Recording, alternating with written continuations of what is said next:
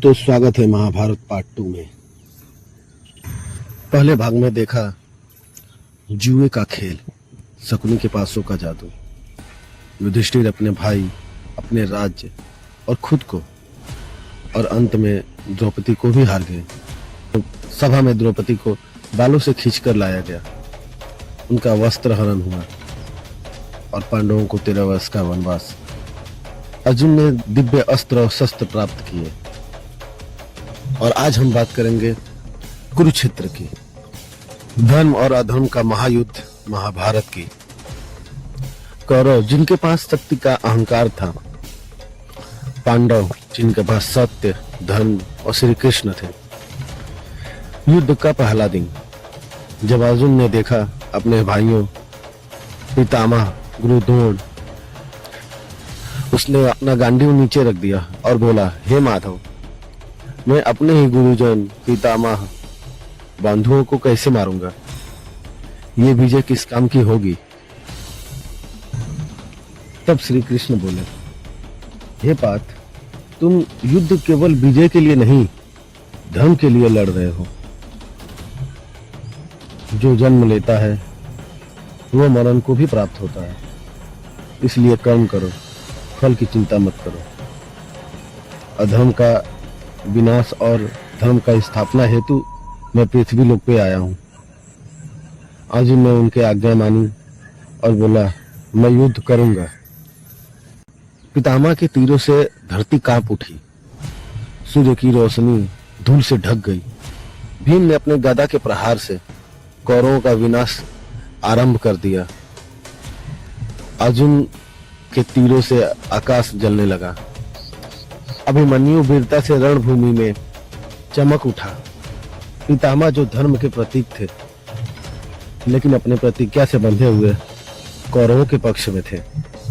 श्री कृष्ण के सुझाव से अर्जुन ने शिखंडिनी को आगे किया और पितामह भीष्म ने अपने अस्त्र शस्त्र त्याग दिए।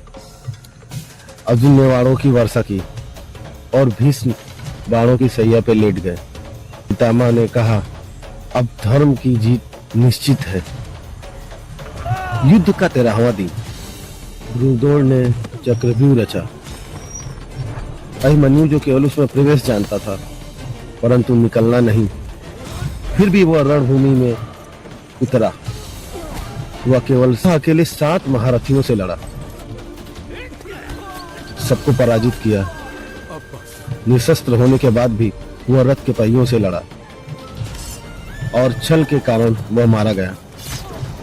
अभिमन्यु के वीर गति ने अर्जुन के हृदय में ज्वाला भर दी और कसम ली कि कल सूर्यास्त तक अगर जयद्रथ का वध नहीं किया तो खुद को अग्नि में समर्पित कर दूंगा। अगले दिन सुदर्शन जैसे बाणों की वर्षा की। कृष्ण ने सूर्य को छिपा दिया और जयद्रथ को लगा सूर्यास्त हो गया। वह बाहर आया, तभी सूर्य की किरण चमक उठी और अर्जुन की प्रतिज्ञा पूर्ण हुई।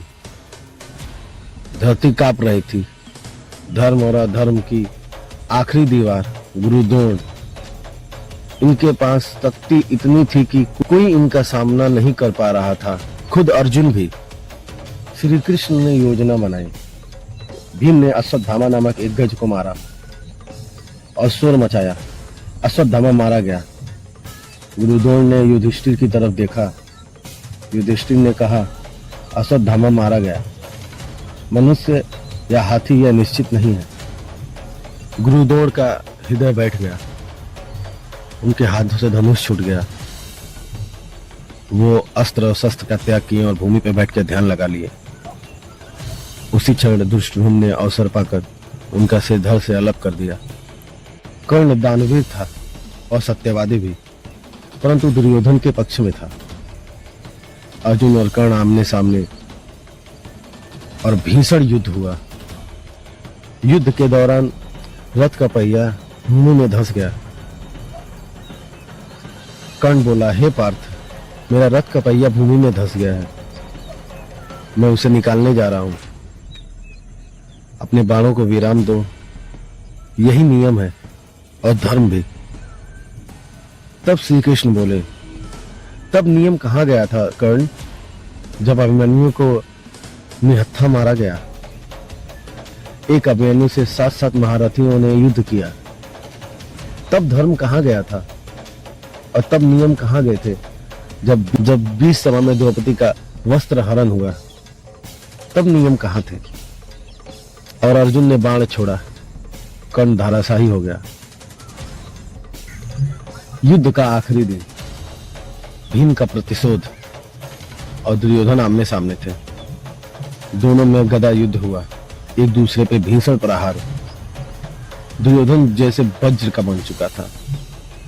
युद्ध में भीम हारने लगा, जिससे इतने दिनों का परिणाम एक दिन में ही बदल जाएगा। तभी श्री कृष्ण ने भीम को इशारा किया और भीम ने दुर्योधन के जंघा पे वार किया। भीम के वार से दुर्योधन लड़खड़ा गया। भीम लगातार वार करता रहा, दुर्योधन धराशायी हो गया। भीम ने उसकी जंघा तोड़ अपनी प्रतिज्ञा पूर्ण की और असत्य पे सत्य की जीत हुई। धर्म का स्थापना हुआ।